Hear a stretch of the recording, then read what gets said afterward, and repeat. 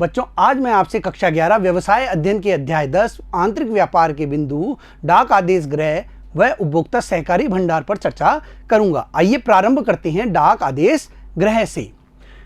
बच्चों, डाक आदेश गृह जो है यह फुटकर विक्रेता का ही एक रूप होता है। देखिए, इसमें जो विक्रेता होता है उसको किसी भी भवन की आवश्यकता नहीं होती। उसे कम पूंजी में वह कहीं से भी संचालित कर सकता है और इसमें विक्रेता द्वारा ग्राहक तक अपनी वस्तुओं की जानकारी पहुंचानी होती है। इसके लिए वह विज्ञापन का सहारा लेता है। वह डाक के माध्यम से, कॉलिंग के माध्यम से ग्राहक तक पहुंच सुनिश्चित करता है।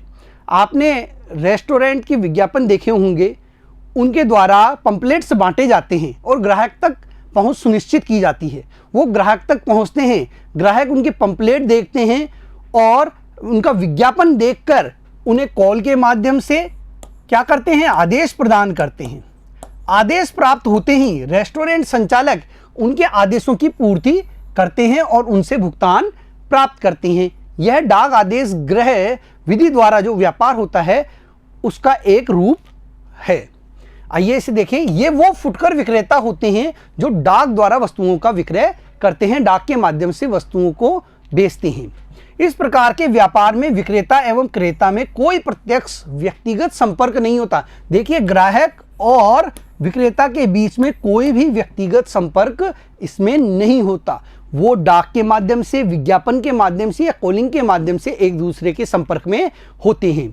व्यापारिक ग्राहकों से समाचार पत्र अथवा पत्रिकाओं में विज्ञापन, परिपत्र, अनुसूची, नमूने, बिल व मूल्य सूची डाक से भेजकर संपर्क बनाते हैं। देखिए, समाचार पत्रों में विज्ञापन देकर, पत्रिकाओं में विज्ञापन के माध्यम से, परिपत्र अनुसूची के माध्यम से, नमूने बांटकर, बिल व मूल्य सूची डाक के माध्यम से, पंपलेट के माध्यम से ग्राहक तक पहुंचाकर ये संपर्क बनाने का कार्य करते हैं।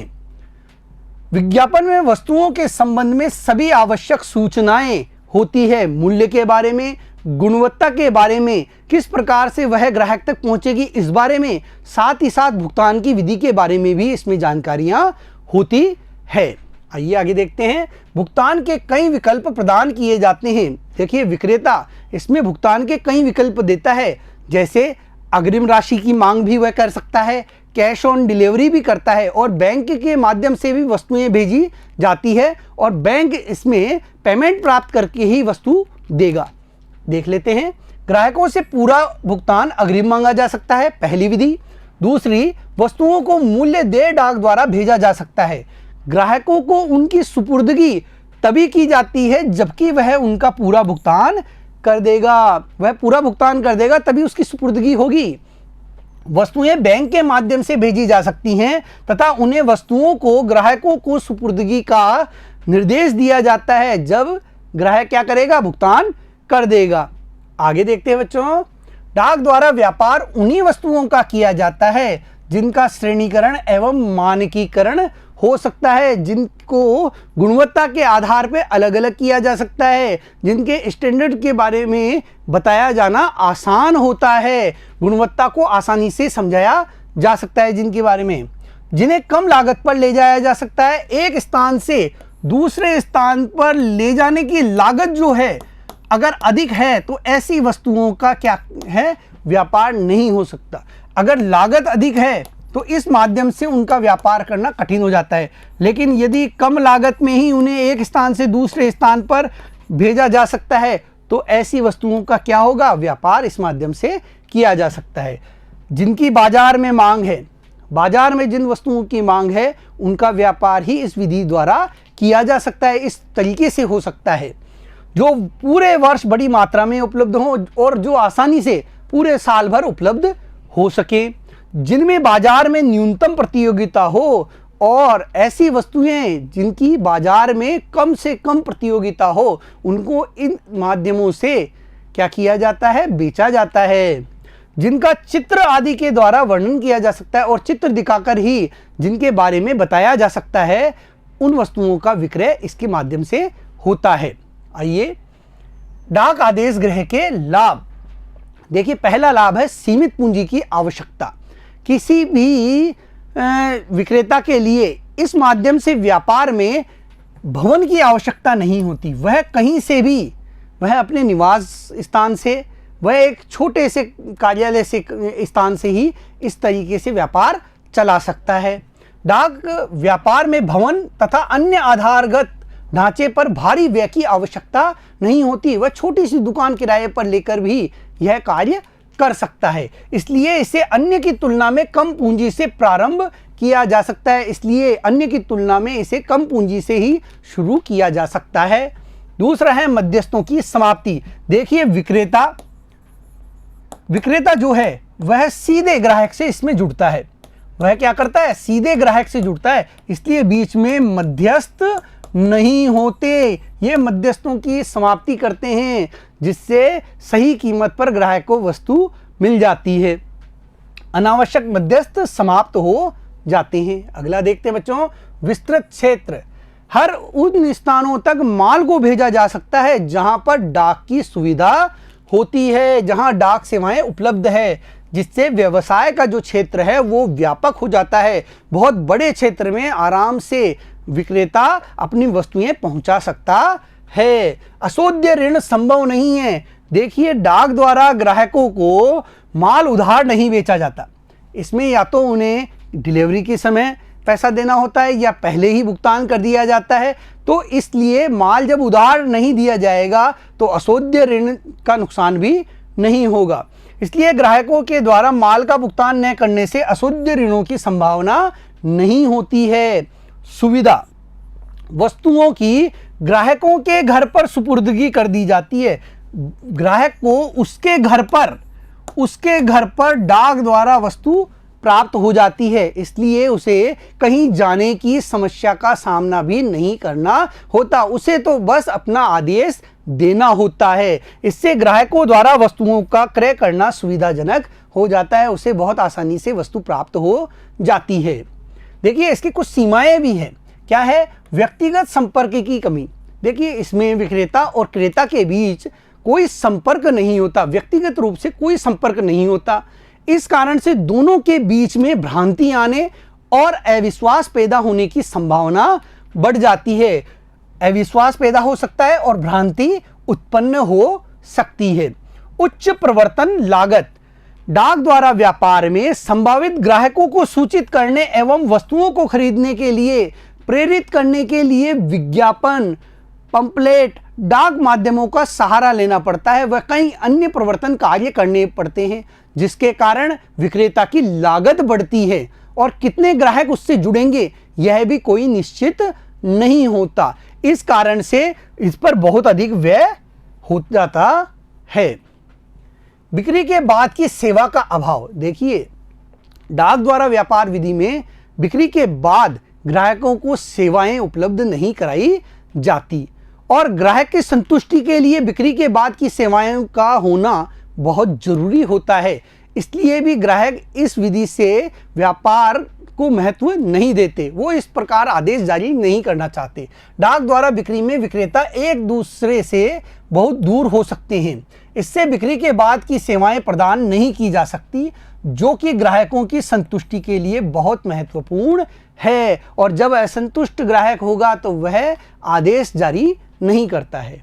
उधार की सुविधा की कमी। एक सबसे बड़ी कमी है कि डाक आदेश गृह क्रेताओं को उधार की सुविधा प्रदान नहीं करते हैं, उधार नहीं दिया जाता है। सुपुर्दगी में विलंब। देखिए, डाक द्वारा आदेश प्राप्त करने एवं उनके क्रियान्वयन में समय लगता है।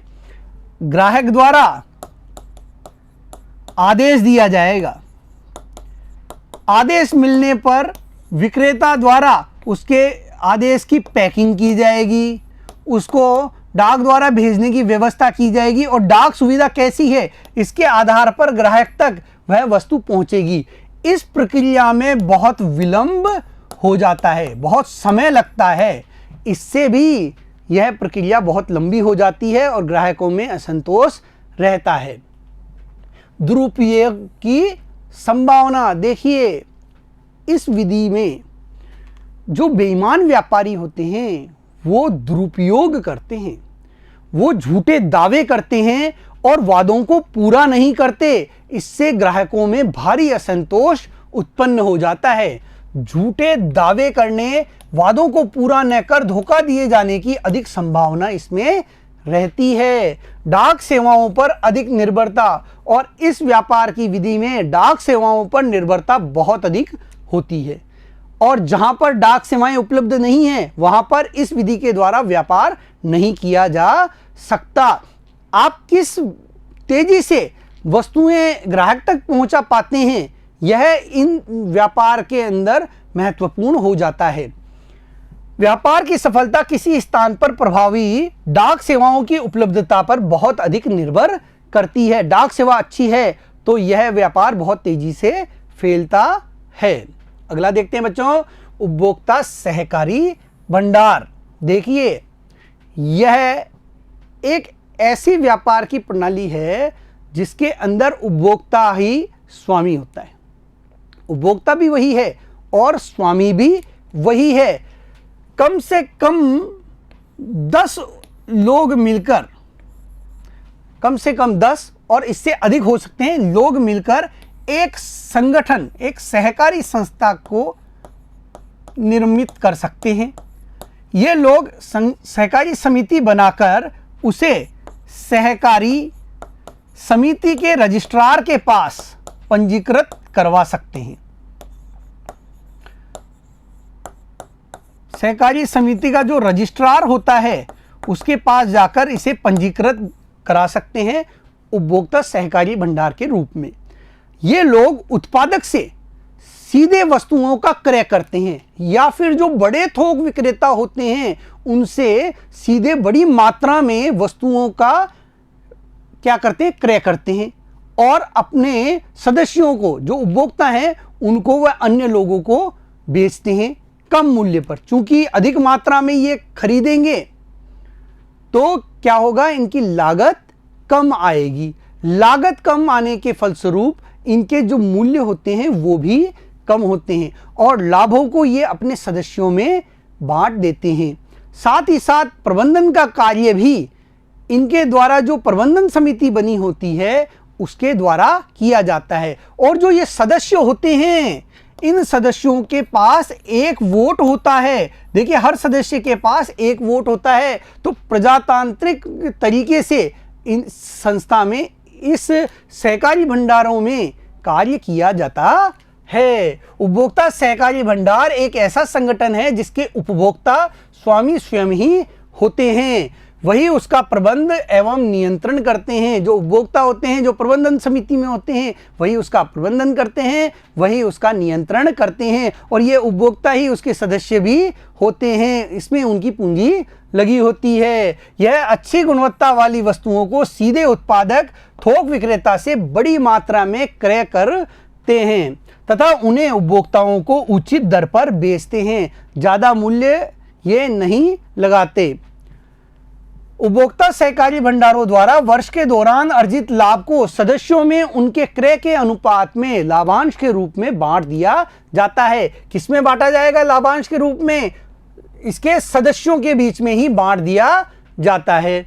सदस्यों के सामाजिक एवं शैक्षणिक लाभों के अधिक सुदृढ़ बनाने के लिए साधारण संचय एवं कल्याण कोष में जमा किया जाता है और कुछ लाभांश को संचित कर लिया जाता है, कल्याण कोष के अंदर उसे जमा कर लिया जाता है, जिसका फायदा सामाजिक और शैक्षणिक विकास में किया जाता है।